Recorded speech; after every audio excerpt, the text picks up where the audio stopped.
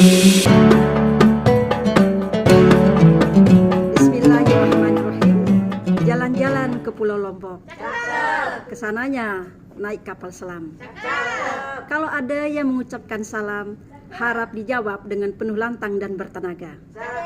Assalamualaikum warahmatullahi wabarakatuh. Waalaikumsalam warahmatullahi wabarakatuh. Apa kabar sahabat surgaku? Alhamdulillah, luar biasa. Allahu Akbar. Alhamdulillah rabbil wa bihi nasta'inu ala umuri dunya wadin, wassalatu wassalamu ala asrafil anbiya'i wal mursalin wa ala alihi wasahbi ajmain, amma ba'd. Asyhadu an la ilaha illallah wa asyhadu anna Muhammadar Rasulullah. Allahumma sholli ala sayyidina Muhammad wa ala ali sayyidina Muhammad. Qallallahu ta'ala fi kitabihil karim, a'udzu billahi minasyaitonir rajim.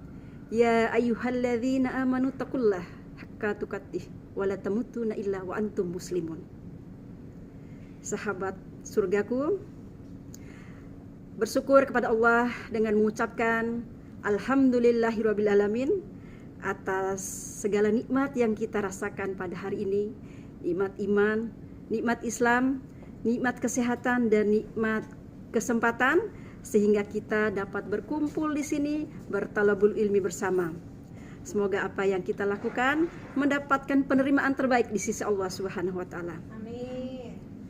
Berselawat kepada Rasulullah sallallahu alaihi wasallam dengan mengucapkan Allahumma shalli ala Muhammad wa ala ali sayyidina Muhammad.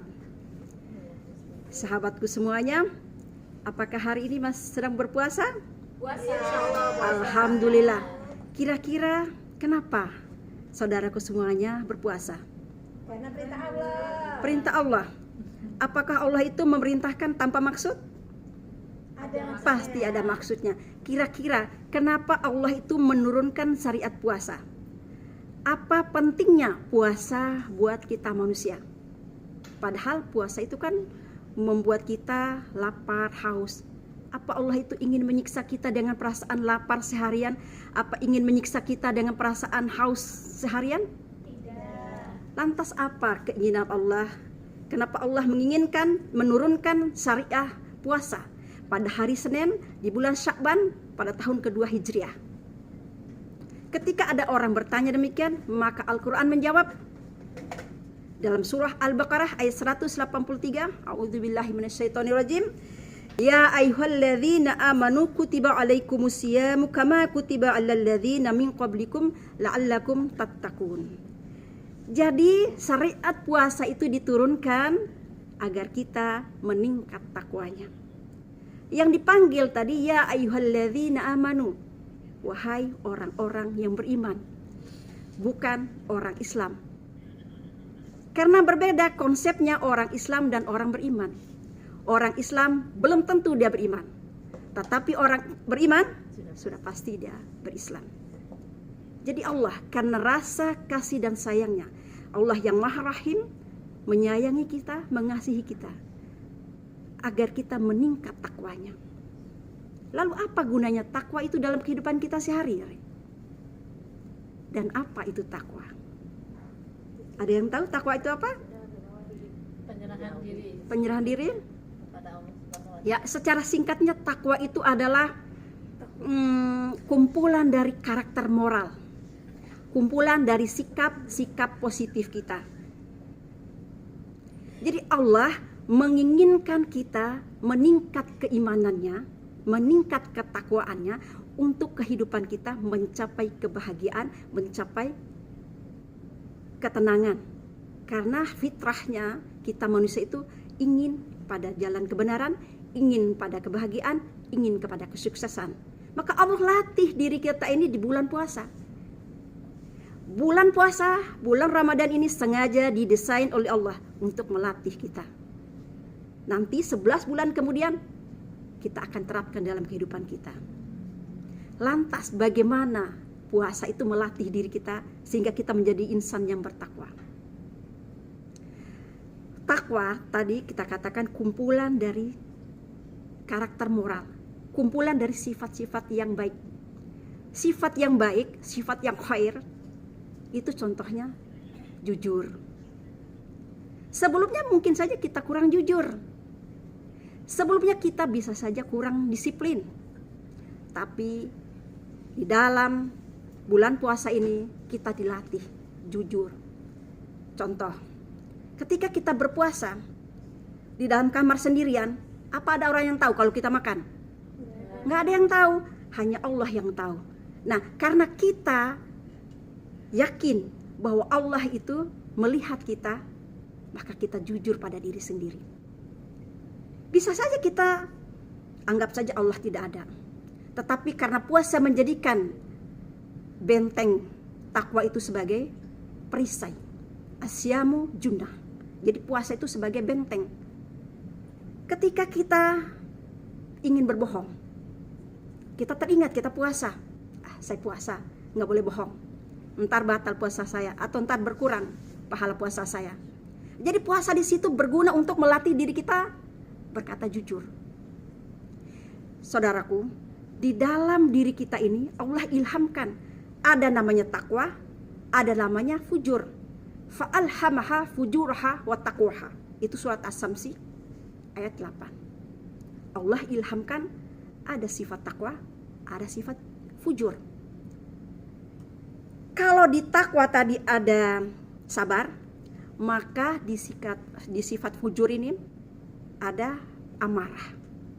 Kalau di takwa itu ada jujur, maka di fujur ada kebohongan. Kalau di takwa ada disiplin, maka di fujur ada malas. Kenapa Allah itu menciptakan marah, tidak disiplin, malas? Apa Allah itu menginginkan kita untuk memiliki sifat amarah, menjadi orang yang pemarah? Tidak. Allah ingin menjadikan sifat fujur tadi sebagai katalis agar sikap takwa itu keluar. Seseorang tidak dikatakan jujur kalau tidak pembandingnya bohong. Seperti tidak adanya bersih kalau tidak pembandingnya kotor. Maka Allah menjadikan sikap fujur tadi sebagai katalis atau yang membuat percepatan keluar sikap-sikap takwa kita. Jadi ketika kita melatih diri di dalam bulan Ramadan ini, melatih bersikap sabar, melatih bersikap tawadu. Tawadu, contohnya seperti apa? Tawadu itu merasa rendah hati, bukan rendah diri. Rendah hati, dari mana dapatnya? Orang berpuasa itu merasakan lapar yang luar biasa. Sehingga kita ketika dia merasakan lapar, dia merasa tidak ada apa-apa dengan dirinya.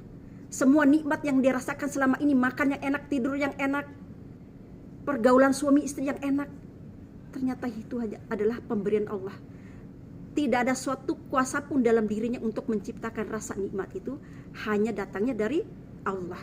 Maka timbul dalam dirinya sifat tawadu, rasa rendah hati di hadapan orang. Dia bukanlah merasa lebih baik daripada orang lain. Kemudian puasa ini melatih dirinya untuk qanaah, merasa cukup. Kita ketika berbuka puasa, sebelum berbuka puasa tadi rasanya semua mau makanan mau kita makan. Lihat es campur kita mau makan, lihat gorengan kita mau makan. Tetapi kenyataannya begitu kita berbuka puasa, cukup dengan 3 kurma, cukup dengan segelas air putih, kita sudah kenyang. Yang tadi itu rasanya udah gak muat semua. Nah, orang yang berpuasa itu melatih dirinya untuk merasa cukup dengan apa yang Allah berikan. Sehingga dia tidak kepingin dengan apa yang orang lain miliki. Dia tidak kepingin dengan nikmat yang orang rasakan. Dia tidak memiliki rasa hasad, tidak memiliki rasa iri. Nah, ketika kita memiliki rasa disiplin, rasa sabar, sehingga membuat kita lapang dada. Ya, tadi seperti dijelaskan Ustazah kita, lapang dada membuka pintu rezeki, lapang dada membuka pintu usaha. Nah, itulah bentuk kasih sayang Allah dengan menyuruh kita melatih jiwa kita di dalam bulan Ramadan ini. Hati kolbun, ya, yang dipenuhi dengan sikap takwa tadi akan terpancar akan dieksekusi oleh seluruh anggota tubuh kita. Hati yang penuh dengan takwa akan memerintahkan mata untuk melihat hal-hal yang baik saja.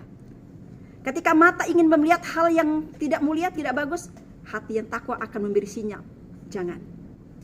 Ya, maka kadang kita merasakan bisikan hati ketika kita ingin menggosip, saya puasa. Itu sikap takwa yang memberikan sinyal kepada kita, yang menjadikan diri kita perisai. Begitu juga dari ujung kaki sampai ujung kepala. Dari dalam otak, pikiran kita diinstruksikan untuk memikirkan hal-hal yang baik saja. Untuk memikirkan hal-hal yang positif saja. Untuk memikirkan hal-hal yang memberi solusi saja. Kaki hanya diinstruksikan untuk melangkah ke tempat-tempat yang diridhoi oleh Allah. Kalau semua anggota tubuh kita ini melaksanakan instruksi sesuai dengan perintah takwa, maka kita meningkat takwanya sehingga kita menjadi manusia yang dicintai oleh Allah, dicintai oleh lingkungannya. Itulah kebahagiaan kita yang sejati ketika dicintai oleh Allah, dicintai oleh keluarga kita, dicintai oleh lingkungan kita. Ya, kiranya demikian yang bisa saya sampaikan. Mohon maaf atas segala kekurangannya. Semoga yang sedikit ini bisa memberi manfaat agar kita menjadi insan yang bertakwa. Selamat menjalankan ibadah puasa. Mohon maaf bila ada kekurangan. Wabillahi taufiq wal hidayah. Wassalamualaikum warahmatullahi wabarakatuh. Waalaikumsalam warahmatullahi wabarakatuh.